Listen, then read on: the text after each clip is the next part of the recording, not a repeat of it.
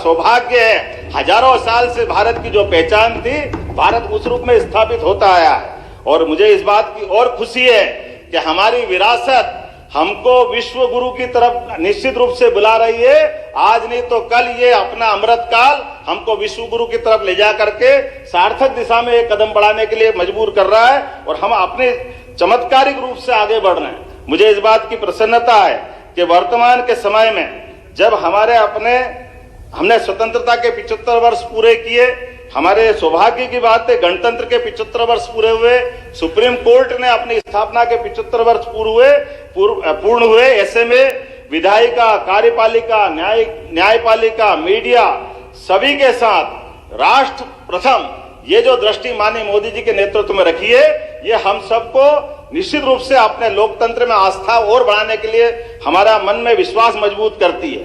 हर भाषा के पर्याय हो सकते हैं, लेकिन मोदी जी का कोई पर्याय नहीं। अटक से कटक तक लोकतंत्र को गौरवान्वित करने वाला एकमात्र शख्स कोई भी पार्टी का नेता हो, कोई भी पार्टी का व्यक्तित्व हो, मोदी जी के बराबर आज कोई नहीं है। मुझे गर्व है कि हाँ, हमारे यशस्वी प्रधानमंत्री के नेतृत्व में भारत उन्नति करते हुए लोकतंत्र को मजबूत कर रहा है। सोहन जी, कल बोलना आप कल होते तो आप भी ताली बजाते, इतना आनंद आया। हम अपने आप को अपमानित समझ रहे हैं कि हमारे मुख्यमंत्री को प्रधानमंत्री जी ने बोलने नहीं दिए झाबुआ में। इससे बड़ा हम लोगों के लिए दुर्भाग्य क्या हो सकता है? मोहन जी, जो नेता प्रतिपक्ष बोल रहे थे, हम लोग ध्यान से सुन रहे थे। भैया सुनो, आप लोग शांत बैठो। सोहन जी कृपया बैठिए। बाजू में बैठा है और प्रधानमंत्री जी बोलने नहीं दे रहे, इसलिए मैं बोल रहा हूँ। मेरा बोलने का कोई कारण नहीं था। अभी मुख्यमंत्री जी बोल रहे हैं, उनको सुनिए।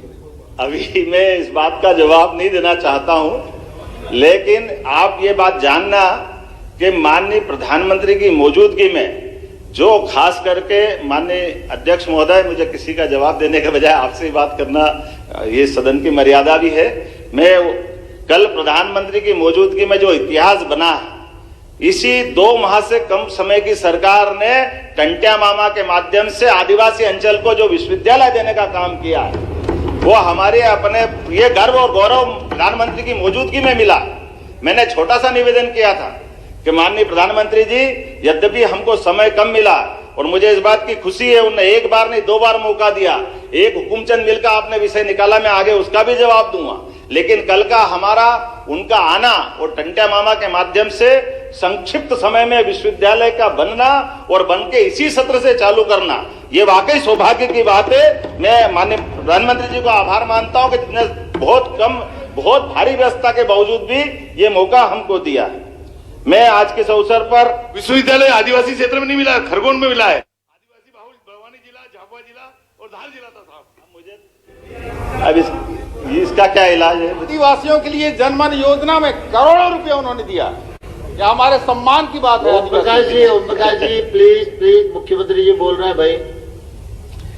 माननीय प्रधानमंत्री जी के द्वारा जो उनके कर्तृत्व के माध्यम से पूरा देश लाभान्वित हो रहा, वो बताना चाहूंगा। पूरी दुनिया के अच्छे से अच्छे बड़े बड़े देश जिनकी अर्थव्यवस्था 3% के लिए हाँप रही है, चल नहीं पा रहे, और उसके उल्टे लगातार 3 साल से अपने इस देश की अर्थव्यवस्था 7% की तेजी से जा रही है। ये हमारे लिए अपने नेतृत्व की क्षमता का, नेतृत्वकर्ता का व्यक्तित्व बताने का उदाहरण आपके सामने है।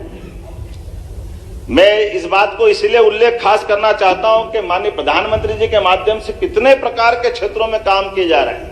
आप ही के पार्टी के पुराने हमारे एक माननीय प्रधानमंत्री राजीव गांधी जी, जिन्होंने सार्वजनिक रूप से कहा था कि मैं 1 रुपया भेजता हूं और 15 पैसे ये झाबुआ में ही कहा था माननीय सोहन जी, और झाबुआ से हमने उस बात को ध्यान दिया है कि आज डीबीटी के माध्यम से पूरा आने पैसा सुद्धा जो हितग्राही है उन तक वो पैसा पहुंचता है।